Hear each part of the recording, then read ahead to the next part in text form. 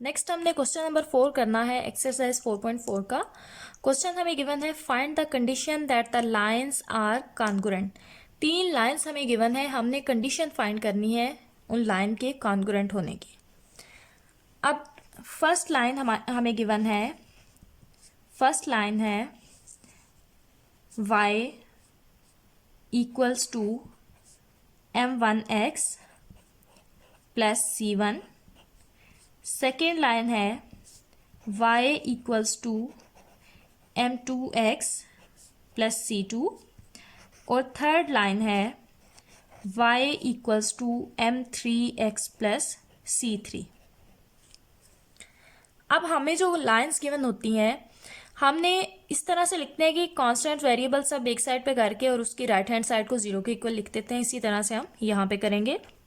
ये लाइंस आ जाएगी m1x minus y plus c1 equal to 0 और ये लाइन आ जाएगी m2x minus y plus c2 equal to 0 और ये थर्ड लाइन आ जाएगी m3x minus y plus c3 equal to 0। ये हमारे पास 3 लाइंस आ गई। अब कोई भी लाइंस कॉन्ग्रुएंट कब होती हैं? Lines are congruent if a1 a2 a3 b1 b2 b3 and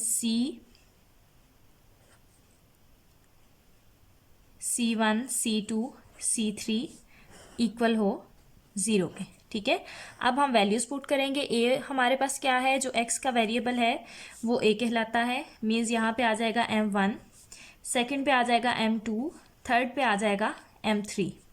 इसी तरह से y का कोफिशिएंट क्या है, -1 है, सेकंड पे भी -1 और थर्ड पे भी -1।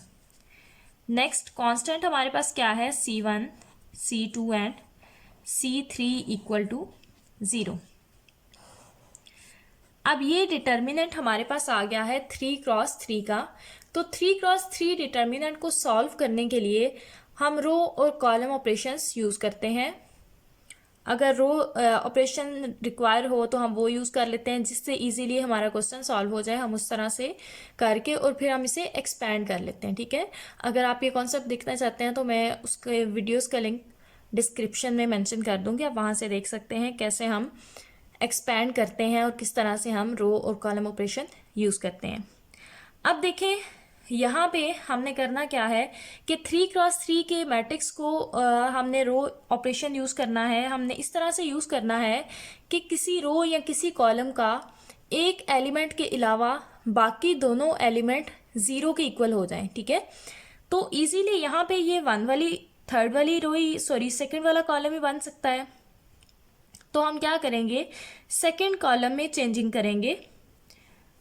तो सेकेंड कॉलम में चेंजिंग हम कैसे करेंगे, हम रो ऑपरेशन यूज करेंगे। अब यहाँ पे है -1, ये सेकेंड रो है, ये फर्स्ट रो है, ये सेकेंड रो और ये थर्ड रो। हम यहाँ पे ऑपरेशन क्या यूज करेंगे, हम यूज करेंगे R2 माइनस R1।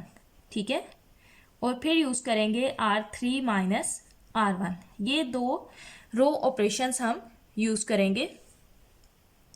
तो देखिए R1 में तो कोई चेंजिंग नहीं आएगी, वो R1 हम ऐसे ही लिख देंगे m1 -1 c1। R2 minus R1, जब भी हम 2 रोज को सब्ट्रैक्ट करते हैं तो उनकी कॉरस्पॉन्डिंग एलिमेंट सब्ट्रैक्ट होते हैं।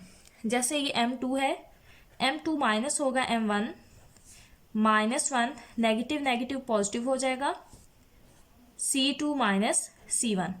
इसी तरह से थर्ड रो क्या आ जाएगी, m3 minus m1 -1 plus 1 and c3 minus c1 equal to 0। अब नेक्स्ट इसको मजीद सिंप्लीफाई करेंगे। यहाँ पे m1 m2 minus m1 m3 minus m1 -1 0 0 c1 c2 minus c1 and C3 minus C1 equal to 0। अब आप देख सकते हैं कि हमारे पास सेकंड कॉलम में एक एलिमेंट के अलावा बाकी दोनों एलिमेंट क्या हो गए, 0। ठीक है, जब भी 0 हो जाता है तो हम इजीली इसको एक्सपैंड कर लेते हैं। नेक्स्ट हम इसे एक्सपैंड करेंगे कॉलम 2 के रिस्पेक्ट से, एक्सपेंडिंग बाय C2 के रिस्पेक्ट से एक्सपैंड करेंगे तो देखिए हमने पहले लिखना है -1। ठीक है, -1 के कॉरस्पॉन्डिंग, अब -1 के साथ भी यहाँ पे नेगेटिव साइन आएगा। ठीक है, क्यों? क्योंकि हम इस तरह से साइन लेते हैं कि फर्स्ट के साथ पॉजिटिव, सेकंड के साथ नेगेटिव, थर्ड के साथ अगेन पॉजिटिव। ठीक है, तो यहाँ पे आएगा नेगेटिव साइन क्योंकि ये सेकंड पे है, रो का सेकंड एलिमेंट है, माइनस इंटू -1। अब इसके कॉरस्पॉन्डिंग रो और कॉलम को हमने स्किप कर देना है। ठीक है, डिलीट कर देना है और उसके अलावा बाकी सारी वैल्यूज हमने लिख लेनी है। हम लिख लेंगे M2 minus M1, M3 minus M1 और यहाँ पे आ जाएगा C2 minus C1, C3 minus C1। अब हमने कॉलम 2 का सेकंड एलिमेंट लिखना है जो कि है 0। ठीक है, तो 0 जिस भी एलिमेंट से मल्टीप्लाई होगा वो 0 के इक्वल ही आएगा। ठीक है, थर्ड पे भी हमारे पास क्या आ जाएगा, 0 ही आ जाएगा, इक्वल टू 0। अब ये आ जाएगा नेगेटिव नेगेटिव पॉजिटिव 1। ठीक है, 1 इस मैट्रिक्स से मल्टीप्लाई होगा, 1 नहीं आएगा, तो ये आ जाएगा M2 minus M1, M3 minus M1, C2 minus C1 and C3 minus C1 equal to 0। अब ये आ गया 2 क्रॉस 2 का डिटर्मिनेंट। अब हम क्रॉस मल्टीप्लाई करेंगे इसे और दरमियान में नेगेटिव साइन। 2 क्रॉस 2 के डिटर्मिनेंट को सॉल्व करने के लिए हम क्रॉस मल्टीप्लाई करते हैं और मिड में हमारे पास नेगेटिव साइन होता है, M3 minus M1 equal to 0। ठीक है, तो यहां से कंडीशन हमारे पास आ जाएगी C3 minus C1, M2 minus M1 equal to C2 minus C1, M3 minus M1। ये हमारे पास है रिक्वायर्ड कंडीशन, ये हमने फाइंड करनी थी। नेक्स्ट हमें क्वेश्चन नंबर 5 गिवन है। क्वेश्चन है determine the value of P की वैल्यू हमने फाइंड करनी है such that the lines meet at a point.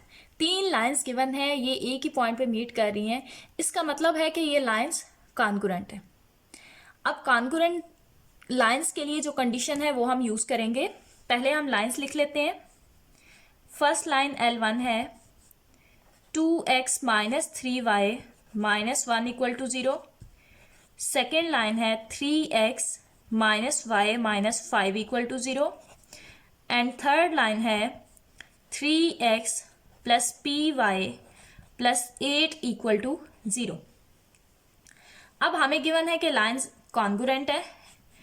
As lines are congruent, if lines are congruent, ये हमने प्रूव नहीं करना, ये हमें गिवन है कि लाइन्स कॉन्ग्रुएंट है।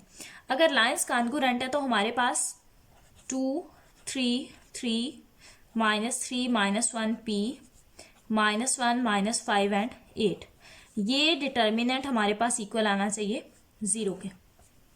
ये मैंने पहले क्वेश्चन में एक्सप्लेन किया है कि ये क्यों 0, किस तरह से हम ये मैट्रिक्स लिखते हैं।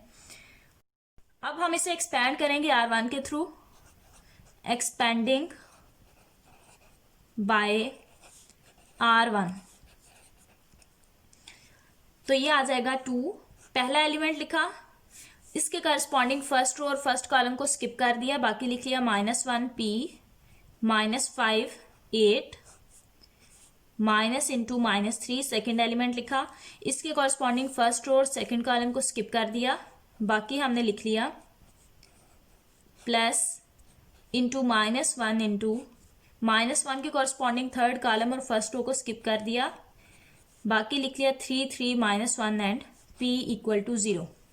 अब इसको सॉल्व करेंगे, ये आ जाएगा 2 into -8 minus 5p, negative negative positive हो जाएगा, negative negative again positive, cross multiply, mid में नेगेटिव साइन, तो ये आ जाएगा 24 प्लस 15 नेक्स्ट आ जाएगा -1 into 3p plus 3 equal to 0।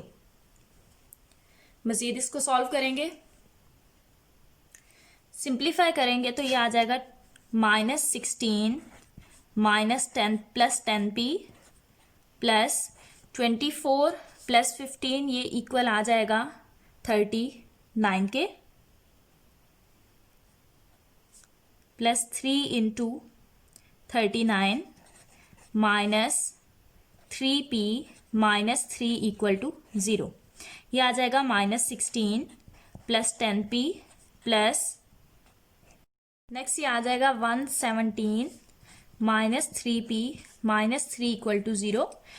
मजीद सिंप्लीफाई करेंगे 10p माइनस 3p रह जाएगा 7p माइनस 16 प्लस 117, तो ये आ जाएगा plus 1 1 and 101 minus 3 equal to 0।